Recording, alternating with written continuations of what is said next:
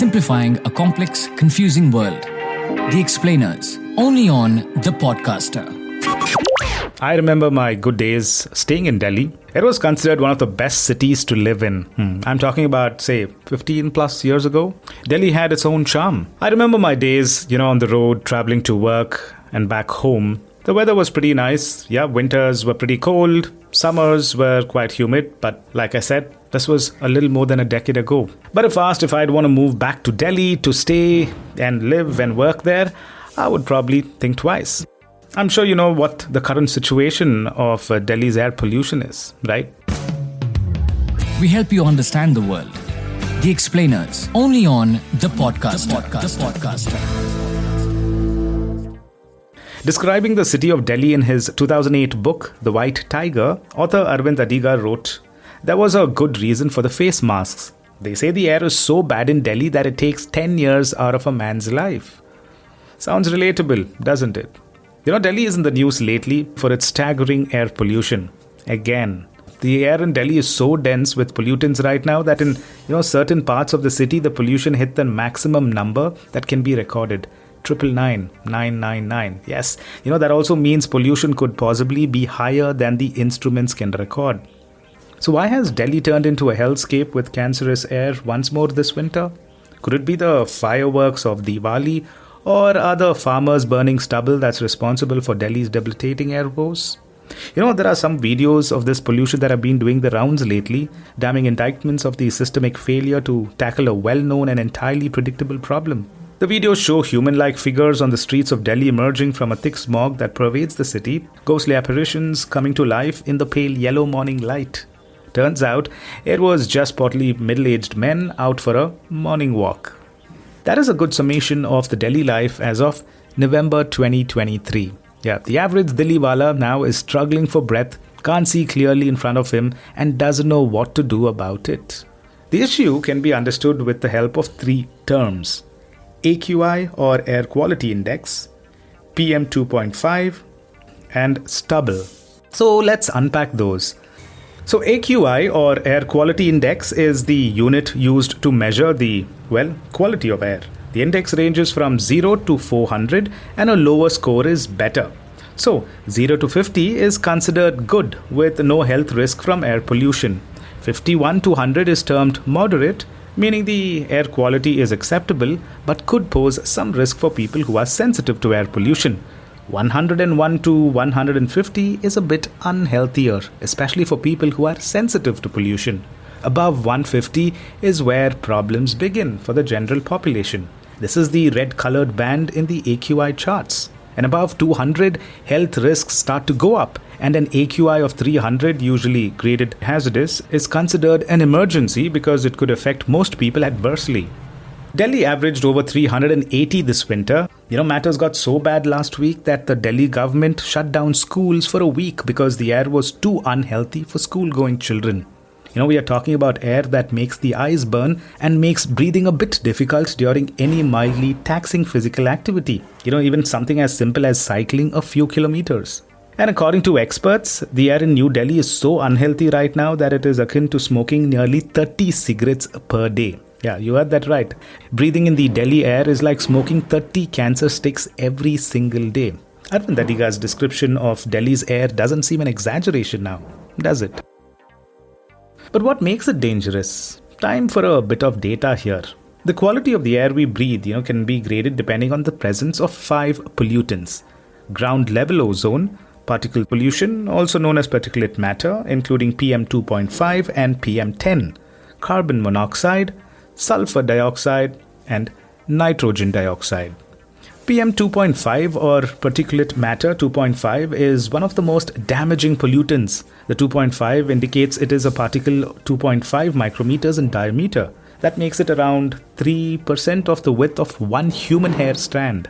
That makes it small enough to enter humans' lungs, which is a problem because it can lead to severe conditions like asthma, bronchitis, and other respiratory issues, maybe even heart health issues. This October, the density of PM 2.5 in New Delhi rose to 113.9, like 113.9 micrograms per cubic meter. That's an increase of 54% since 2021. That level is nearly 4 times above the safe limit of 30 specified by the Central Pollution Control Board and almost 8 times the WHO's safe limit of 15. So other Indian cities do have high levels of pollution, but nowhere as severe as New Delhi. For instance, as of this recording, Bengaluru has an AQI of 120, Mumbai is at 303, Hyderabad at 215 and Kolkata at 230. In fact, in 2022, Delhi had an average AQI of 219, which makes the city's air very unhealthy throughout the year.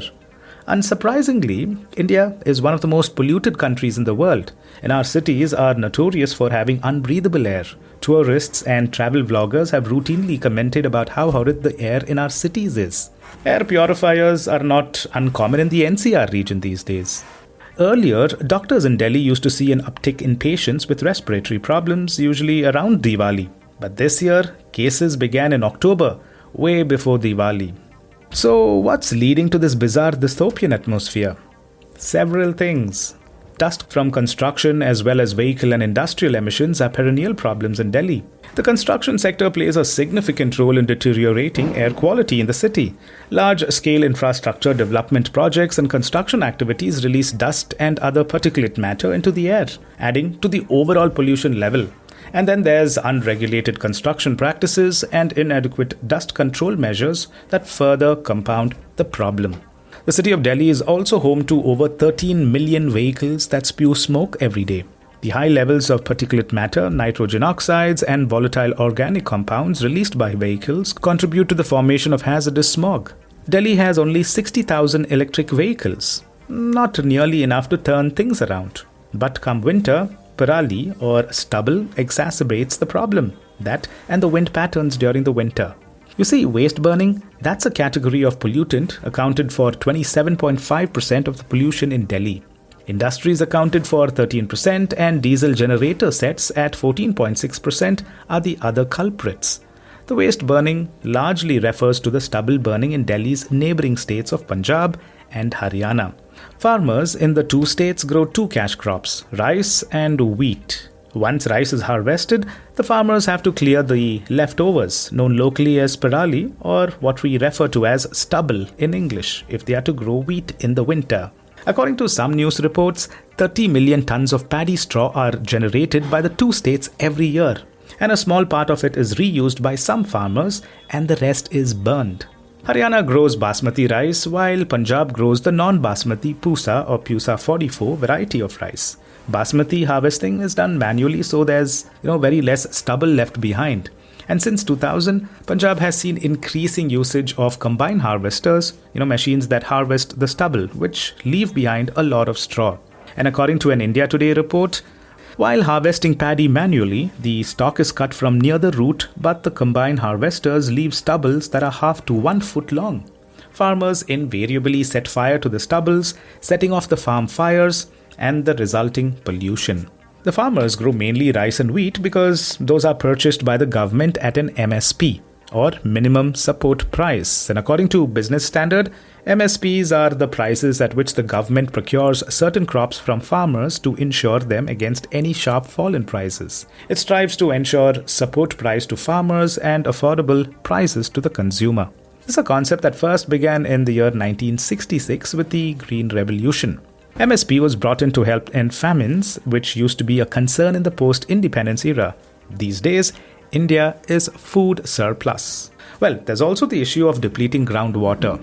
Cash crops, the use of fertilizers, and widespread paddy cultivation meant that groundwater levels fell drastically in Punjab.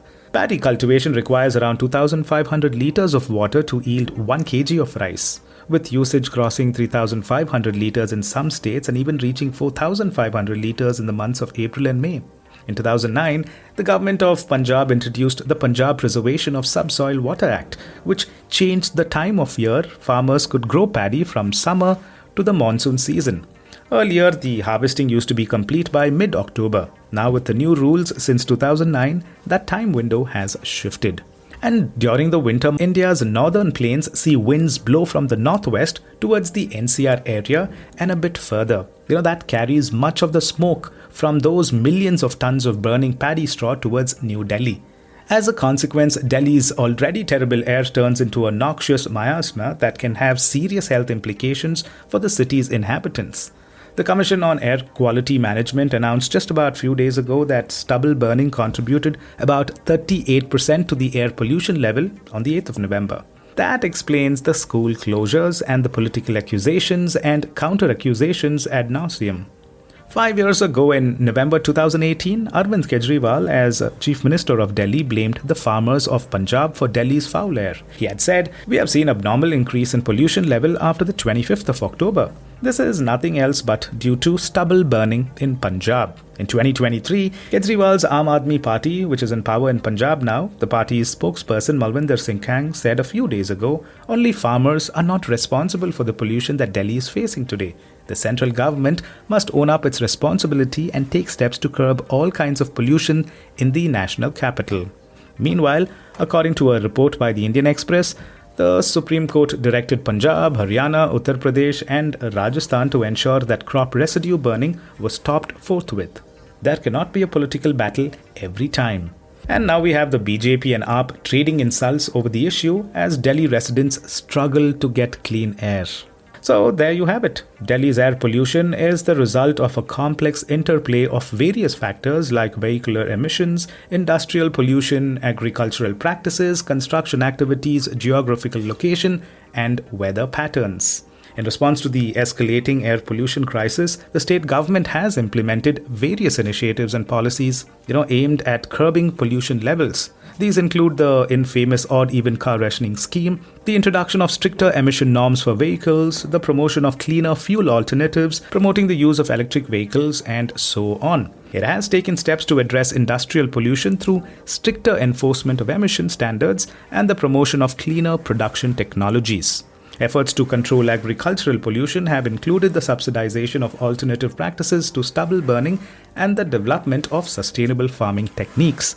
And recently we also saw visuals of trucks that spew misty water into Delhi's air. This is in an effort to help bring down levels of dust and particulate matter. In fact, the Delhi government has claimed that it will deploy 150 such trucks to spray water across Delhi during business hours. But you know what experts say? This only helps in confined spaces, not open spaces. The Delhi government is also considering other measures such as curtailing the entry of taxis from outside Delhi and cloud seeding to cause artificial rain, which could help bring down pollution levels. So the AQI in Delhi before this year's Diwali was already over 400, and as of today, just about few days after Diwali, it reads 424. So as the solution to this toxic environment continues to evade us, the average Delhiwala is left with one option to preserve his or her health: face masks. Time to mask up, isn't it? We help you understand the world. The Explainers, only on The Podcaster.